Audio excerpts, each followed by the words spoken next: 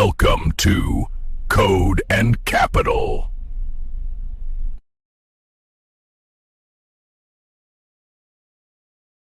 तो आज हम भारत के एक बहुत ही दिलचस्प रिटेलर एवेन्यू सुपरमार्ट्स यानी डी मार्ट के बिजनेस को समझने की कोशिश करेंगे। जी। हमारे पास इसके लिए कई सोर्सेज हैं।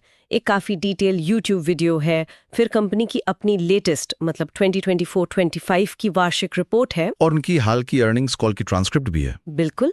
तो हमारा मिशन ये समझना है कि आखिर डी मार्ट इतनी सफल कैसे हुई, मतलब राधा कृष्णन दमानी की ये कंपनी भारत के सबसे कुशल रिटेलर्स में से एक बन कैसे गई। और यहाँ सबसे दिलचस्प बात यह है कि डी-मार्ट की सफलता का राज किसी फैंसी टेक्नोलॉजी या ग्लैमर में नहीं है। अच्छा। ये उन चीजों में छिपा है जिन्हें ज्यादातर कंपनियां शायद बोरिंग मानती हैं। हम आज यही देखेंगे कि कैसे ये कंपनी अपनी हर दिन कम लागत, हर दिन कम दाम यानी EDLC, EDLP की फिलॉसफी पर चलती है।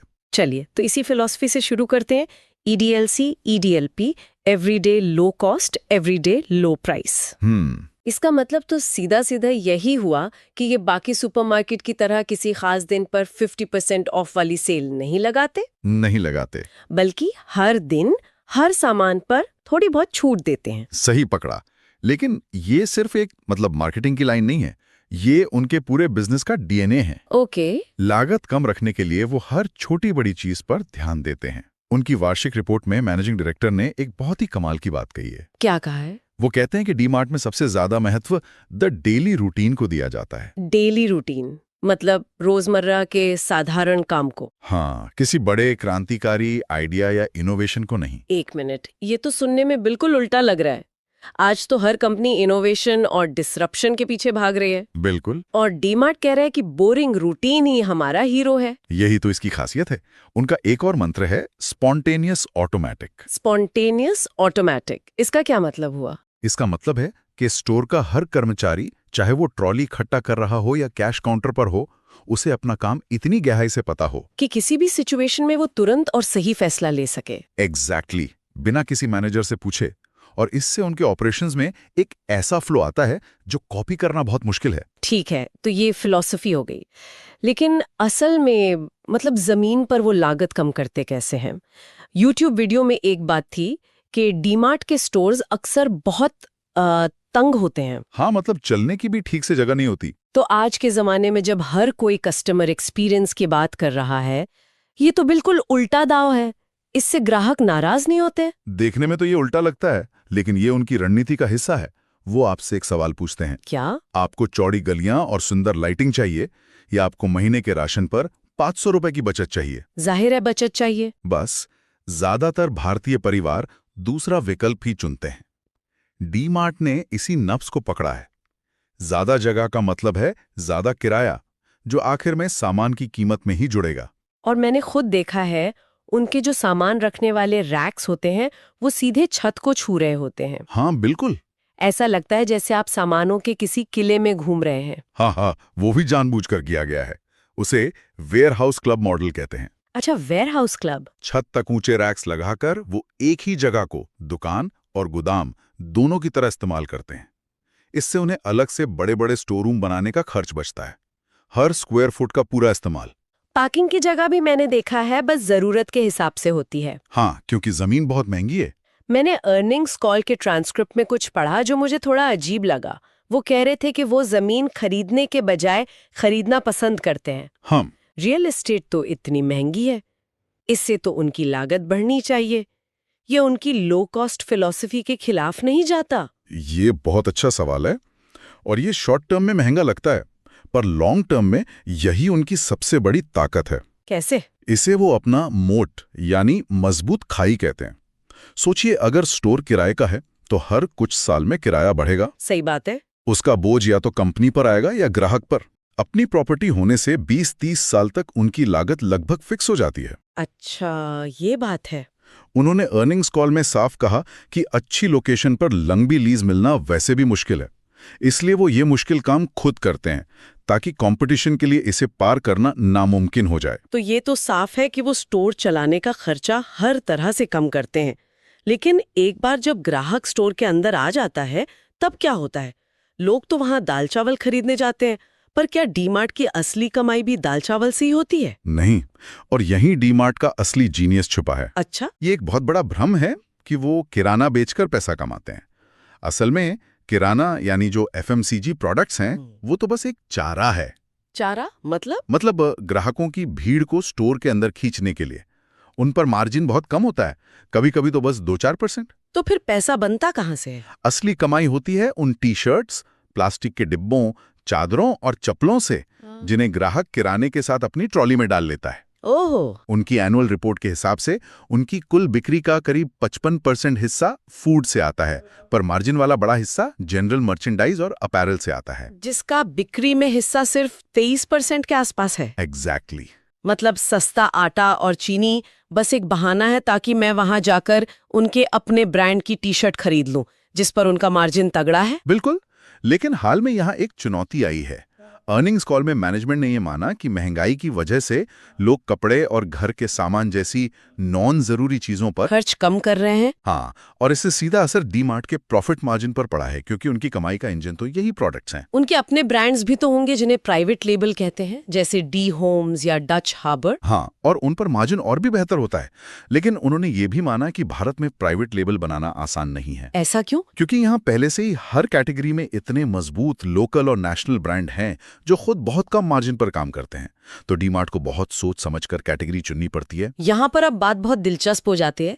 एक तरफ डीमार्ट का ये इतना एफिशिएंट फिजिकल स्टोर का मॉडल है, दूसरी तरफ आज की दुनिया है जहाँ ब्लिंकिट और ज़ेप्टो जैसी कंपनियां 10 मिनट में सामान डिलीवर कर रही हैं। हाँ। Quick commerce. इस क्विक कॉमर्स की लड़ाई में डीमार्ट कहाँ खड़ा है? क्या वो ये लड़ाई हार नहीं रहा? उनका ऑनलाइन प्लेटफॉर्म है डीमार्ट रेडी, और जैसा कि डीमार्ट की हर चीज में होता है, यहाँ भी उनका तरीका सबसे अलग है। डिलीवरी जी। मतलब मैं आज ऑर्डर करूं और मुझे कल सुबह 10 से 12 के बीच का एक टाइम स्लॉट मिलेगा। जी। आज के जमाने में कौन इंतजार करेगा? ये तो एक कमजोरी लगती है। उनकी नजर से देखिए, ये कमजोरी नहीं बल्कि लागत बचाने का तरीका है। अच्छा। 10 मिनट में डिलीवरी का मतलब है हर छोटे छोटे इलाके में एक डार्क स्टोर, बहुत सारे डिलीवरी पार्टनर्स और एक बहुत जटिल सप्लाई चेन। इसका खर्च बहुत ज्यादा है। सही है। डीमार्ट का मानना है कि उनका ग्राहक स्पीड से ज्यादा वैल्यू यानी बचत को महत्व देता है। पर क्या ये मॉडल काम कर रहा है, मतलब सच में? अर्निंग्स कॉल के आंकड़े तो यही बताते हैं।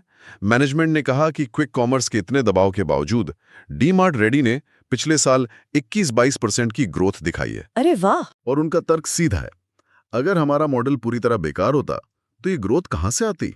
वो साफ कहते हैं कि हम स्पीड के लिए अपने मूल सिद्धांत यानी कम लागत से समझौता नहीं करेंगे। और वो अपने फिजिकल स्टोर्स को डिलीवरी के लिए इस्तेमाल नहीं करते? नहीं, क्योंकि इससे स्टोर में भीड़ बढ़ेगी और वहां शॉपिंग करने वालों का अनुभव खराब होगा। अब जरा आंकड़ों पर आते हैं। वार्षिक रिपोर्ट 2024-25 के मुताबिक कंपनी का रेवेन्यू करीब 59,790 करोड़ था, और टैक्स के बाद प्रॉफिट लगभग 2,927 करोड़। ये तो बहुत बड़े नंबर्स हैं। बिल्कुल, और उन्होंने इस साल 50 नए स्टोर खुले हैं, जिससे कुल स्टोर्स 415 हो गए।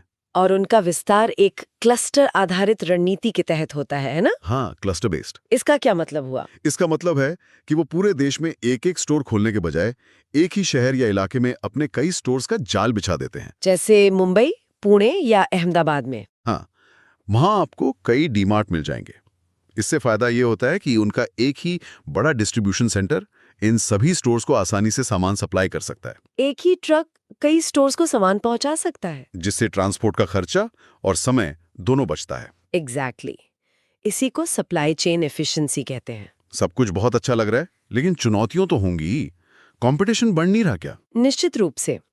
और YouTube वीडियो के अनुसार यही उनकी सबसे बड़ी चुनौती है। जैसे रिलायंस रिटेल और टाटा का स्टार बाजार जैसे बड़े खिलाड़ी अब बहुत आक्रामक हो गए और छोटे शहरों में भी जा रहे हैं, जो पहले डीमार्ट का गढ़ माने जाते थे। और दूसरी चुनौती वो मार्जिन वाली है ना? हाँ, कि महंगाई की वजह से लोग नॉन एफएमसीजी सामान कम खरीद रहे हैं। और स्टॉक मार्केट के नजरिए से क्या ये निवेशकों के लिए एक अच्छा दांव है? यहां कहानी थोड़ी अलग है। वीडियो के मुताबिक पिछले 2 साल में स्टॉक ने कोई बहुत बड़ी छलांग नहीं लगाई है। इसके बावजूद इसका प्राइस टू अर्निंग यानी पीई रेशियो 90 के आसपास है। 90? ये तो बहुत ज्यादा है। बहुत ज्यादा। आसान भाषा में इसका मतलब है कि निवेशक आज इस कंपनी के हर 1 रुपए की कमाई के लिए 90 रुपए देने को तैयार हैं। मतलब बाजार को डीमार्ट की भविष्य की ग्रोथ पर लगभग अंधा विश्वास है। हाँ, जो एक तरह का जुआ भी हो सकता है।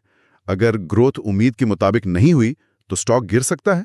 मतलब बाजार मानकर चल रहा है कि डीमार्ट कोई गलती कर ही नहीं सकता। ये तो बहुत ज्यादा दबाव है कंपनी पर। बिल्कुल।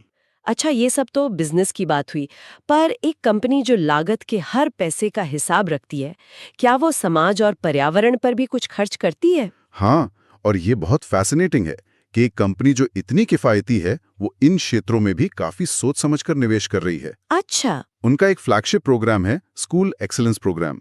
इसके तहत वो 400 से ज्यादा सरकारी स्कूलों में शिक्षा की क्वालिटी और इंफ्रास्ट्रक्चर को बेहतर बनाने में मदद कर रहे हैं। इससे लगभग 1,45,000 से ज्यादा छात्रों को फायदा हो रहा है, मैंने पढ़ा था। जी। और पर्यावरण के लिए? यहाँ भी उनकी लागत बचाने वाली सोच दिखती है। वो अपने स्टोर्स पर सोलर पैनल लगा रहे हैं। इससे बिजली का बिल बचता होगा? जाहिर है, पानी बचाने के लिए रेन वाटर हार्वेस्टिंग कर रहे हैं। और ये सुनिए, प्लास्टिक कचरे को मैनेज करने के लिए उन्होंने 403 जगहों पर बेलिंग मशीनें लगाई हैं। बेलिंग मशीनें? वो क्या करती हैं? ये मशीनें प्लास्टिक को दबाकर उसकी छोटी छोटी गांठें बना देती हैं।